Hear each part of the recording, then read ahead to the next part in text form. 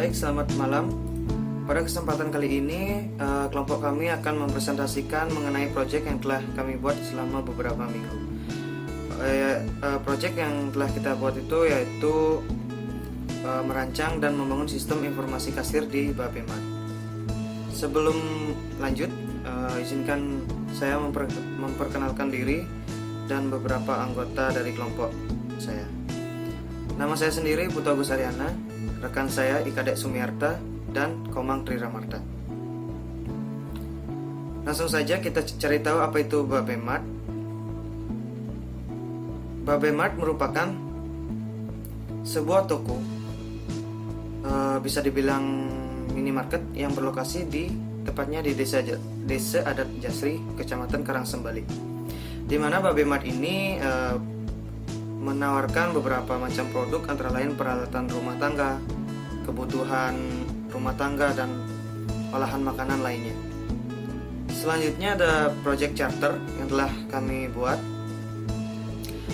di mana ada general information, di dalamnya berisi project title, yaitu project title kami yaitu merancang dan membangun sistem informasi kasir di Bapemat. Kemudian project manager yaitu teman saya Rama, eksekutif sponsor itu Sumiarte. Informasinya ada di sebelahnya, mungkin telepon atau email. Kita lanjut. Selanjutnya ada project scope, situation atau problem atau opportunity, yaitu memperbaiki sistem penjualan di Bapemat yang sebelumnya dilakukan secara manual, dimulai dari penjualan barang, mengubah data stok dan lain-lain menjadi sistem yang lebih dinamis dan mengefisiensi waktu. Selanjutnya ada project goals, di mana bisa dibilang sebagai tujuan dibuatnya project ini, yaitu sistem dapat melakukan proses menginput, mengedit, menghapus data barang sesuai keperluan user atau pengguna.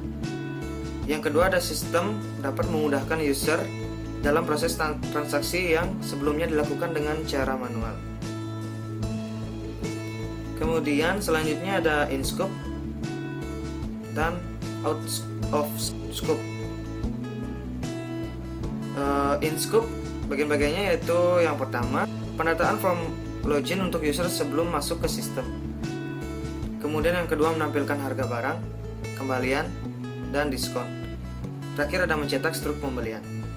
Kemudian ada out of scope, yaitu keluaran dari sistem, pendataan harga barang dengan menggunakan metode scan barcode pada kemasan barang yang dijual. Selanjutnya ada objektif atau deliverable, melakukan interview pada owner Bapemat, mengembangkan halaman website, memberikan dan menambahkan fitur-fitur yang diperlukan dalam sistem kasir. Selanjutnya ada membatasi hak akses pengguna agar data tetap aman dan terjaga kerahasiaannya. Selanjutnya ada project assumption. Project ini diasumsikan sebagai sebuah proyek yang bertujuan untuk membuat dan mengembangkan website mengenai sistem penjualan di Bapemat. Selanjutnya project ini diasumsikan dapat membantu kasir mempermudah dalam melakukan proses transaksi yang sebelumnya dilakukan secara manual. Yang terakhir, proyek ini diasumsikan dapat memberikan informasi yang aktual dan akurat bagi pengguna. Selanjutnya ada risk dan dependensi, yaitu bisa dibilang kendala. Kendala di sini yaitu keterbatasannya pertemuan dengan pemilik Bapemat untuk memenuhi kebutuhan yang diinginkan.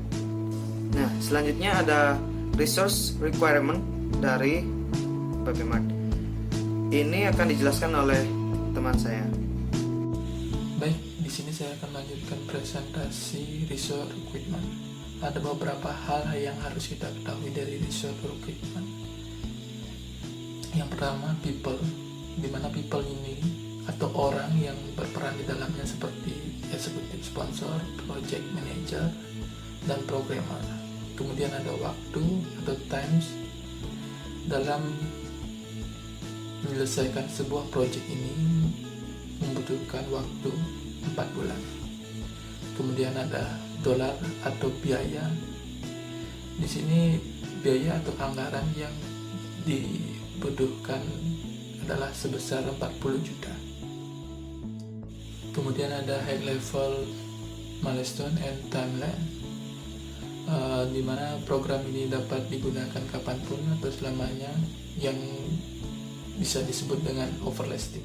Kemudian ada project team role and responsibilities, di mana ada 3 bagian, yaitu team member, roles, dan responsibilities. Untuk team membernya ada Rama, Sumiarta, dan Agus. Untuk rolesnya, Rama sebagai project manager dan Sumiarta untuk rolesnya sebagai executive sponsor, dan Agus untuk rolesnya sebagai programmer. Kemudian ada communication strategy. Seperti pada gambar, ada 4 bagian, yaitu what, who, when, dan how. Ada stakeholder, di mana stakeholder ini menyangkut semua yang ada pada project, seperti project manager, executive sponsor, dan programmer. Kemudian ada rencana kualitas atau kriteria kualitas. Yang pertama, aplikasi sistem dapat dijalankan pada Windows 7 ke atas. Yang kedua, sistem dapat dijalankan sesuai kebutuhan pemilik toko. Yang ketiga, sistem bersifat user friendly. Yang keempat, sistem dapat melakukan operasi perhitungan dengan akurat. Kemudian ada perencanaan kualitas. Perencanaan kualitas ada 3 bagian, yaitu aktivitas, produk, dan standar mutu. Kemudian ada pengendalian kualitas. Seperti pada gambar, ada 4 bagian pengendalian kualitas, yaitu aktivitas, produk, standar kualitas, hasil pengujian, dan yang terakhir tindakan. Baik, perkenalkan, saya Komanti Ramarta. Di sini saya akan melanjutkan presentasi dari teman saya Sumiarta, yang materinya yaitu Work Breakdown Structure atau WBS. Dalam WBS, yang pertama ada kick-off meeting, yang kedua membuat project charter dan project planning yang terdiri dari 3, yaitu menetapkan scope, menetapkan anggaran, dan menetapkan jadwal. Yang ketiga ada analisis kebutuhan, terdiri dari 2, yaitu 1 pengumpulan data, yang kedua analisis spesifikasi dan kebutuhan. Yang keempat ada desain terdiri dari 3, yaitu desain data, desain prosedural, dan desain interface. Desain interface terdiri dari 2, yaitu desain UX dan desain UI. Yang kelima ada coding dan debugging. Yang keenam testing, terdiri dari 4, yaitu unit testing. Yang kedua integration atau design testing. Yang ketiga validation testing. Dalam validation testing ada 2, yaitu alpha testing dan beta testing. Selanjutnya yang keempat sistem testing. Yang ketujuh ada instalasi dan implementasi. Yang kedelapan user training dan change request. Yang kesembilan yaitu adalah closing. Selanjutnya di sini saya akan menjelaskan tentang Gantt chart dari project Babemart. Baik, di sini saya sudah masuk ke aplikasi Grand Project. Di sini saya sudah membuat Gantt chart dari project kita, yaitu sistem kasir Babemart. Yang pertama, kick off meeting dilakukan pada tanggal 12 Mei hingga 14 Mei selama kurun waktu 3 hari. Dalam proses sudah selesai, kita dilanjutkan dengan membuat project charter dan project planning, yang itu ada durasi 15 hari. 5 harinya menetapkan scope, 5 hari selanjutnya menetapkan anggaran, dan 5 hari selanjutnya yaitu menetapkan jadwal. Di sini saya menggunakan finish to start pada ketiganya. Sampai ditetapkan jadwal selesai, lanjutkan dengan analisis kebutuhan, yaitu terdiri dari pengumpulan data dan analisis spesifikasi kebutuhan. Saya menggunakan 5 hari juga sama menggunakan tipe finish to start. Selanjutnya desain di sini saya dimulai pada tanggal 22 Juni hingga 10 Juli. Terdiri dari desain data yang dilaksanakan 22 Juli itu sendiri. Yang pertama, desain data selama 5 hari. Setelah 5 hari ada jeda waktu 2 hari, langsung melanjutkan dengan desain prosedural. Pada saat desain prosedural, dilanjutkan juga desain interface yang melakukan pada hari yang sama. Terdiri dari dua, yaitu desain UX dan desain UI. Desain UX dilaksanakan pada tanggal 29 Juni setelah selesai dalam kurun waktu 5 hari, setelah jeda 2 hari juga, langsung dilanjutkan dengan desain UI dilaksanakan pada 5 hari. Pada saat desain interface ini dilaksanakan, coding dan debugging juga menjalankan aktivitasnya. Di sini saya menggunakan tipe start to start.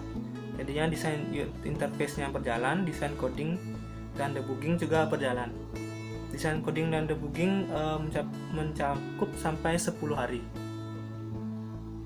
Selanjutnya testing. Testing dilakukan pada tanggal 13 Juli hingga 30 Juli. Terdiri dari unit testing dan integration atau design testing yang dilaksanakan pada hari yang sama, yaitu pada tanggal 13 hingga 17 Juli. Dan selesai juga sama. Selanjutnya validation testing. Di sini saya memulai validation testing ketika pada saat integration dan unit testing itu sedang berjalan. Jadinya di sini terdapat critical path juga, yaitu alpha testing dan beta testing, di mana critical path ini terdiri dari 2 hari yang kosong pada hari reboot. Selanjutnya ada sistem testing. Sistem testing dilaksanakan setelah validation testing selesai. Saya menggunakan tipe finish to start. Ketika validation testing finish, maka langsung lanjut dengan sistem testing. Sistem testing di sini saya membuatnya selama 5 hari juga. Setelah sistem testing selesai, saya melanjutkan dengan instalasi dan implementasi yang dilaksanakan 5 hari juga menggunakan tipe finish to start.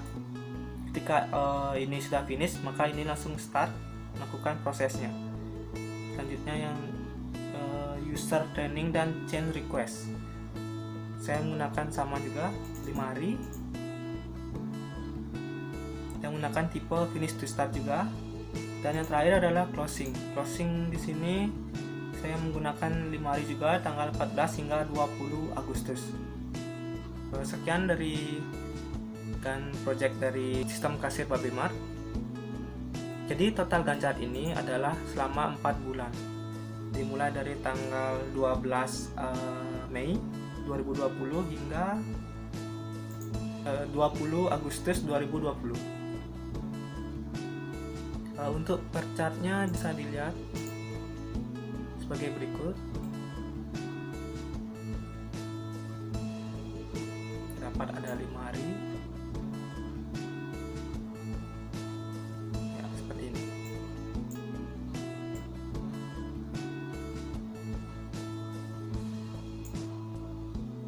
Baik, sekian dari sistem informasi kasir Babymart, yaitu menentukan Gantt chart-nya sebagai yang tadi sudah saya jelaskan. Selanjutnya saya kembali ke presentasi. Jika kurang jelas bisa dilihat per chart-nya di slide yang ini.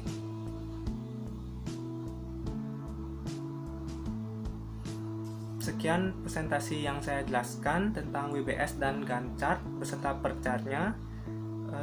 Mohon maaf bila ada salah kata atau perbuatan. Untuk file project dan Gantt chart-nya bisa dapat di-download pada di link di deskripsi. Sekian dari saya dan teman-teman saya ucapkan terima kasih.